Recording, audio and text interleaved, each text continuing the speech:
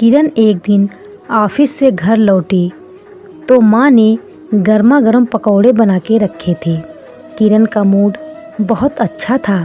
पकौड़े खाने के बाद किरण सोचने लगी, माँ सचमुच कितना अच्छा खाना बनाती है।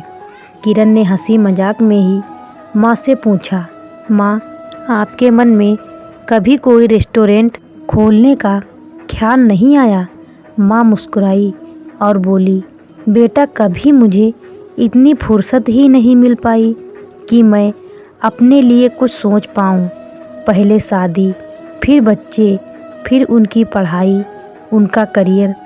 आज किरण एकटक माँ का चेहरा देख रही थी और सोच रही थी कि शायद हर महिला की कहानी ऐसी ही होती है। अगले दिन किरण ऑफिस के लिए निकल गई, लेकिन माँ की बात अब तक उसके मन में घूम रही थी। किरण जब बस में बैठी तो उसके बगल वाली सीट पर एक वृद्ध महिला बैठी मुस्कुरा रही थी। किरण ने पूछा, आप क्या करती हैं? आप बहुत खुश दिख रही हैं। वह महिला बोली, मेरी नौकरी का आज पहला दिन है, मैं ऑफिस जा रही हूँ। किरण उनको देखकर हैरान थी। किरण दोबारा सवाल पूछती, उससे पहले ही महिला ने जवाब दिया, मेरी कहानी बहुत लंबी है। मेरी पूरी ज़िंदगी दूसरों के घर पर काम करते हुए बीती।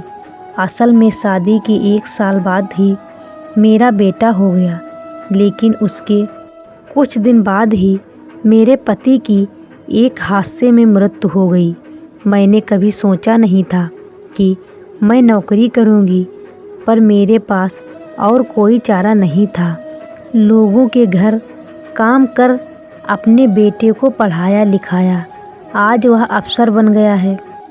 उसी ने दोबारा पढ़ने को कहा। पढ़ाई पूरी करने के बाद बेटे ने कहा, आप अकेले घर पर क्या करोगी, क्यों ना नौकरी कर लो, आपका मन लगा रहेगा।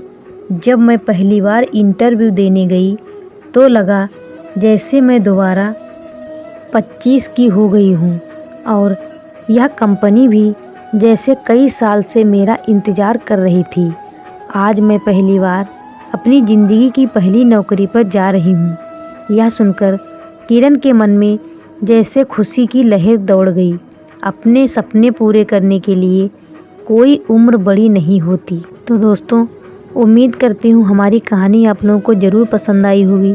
तो वीडियो को लाइक करें, चैनल को सब्सक्राइब करें। कहानी को अंत तक सुनने के लिए आपका बहुत बहुत धन्यवाद।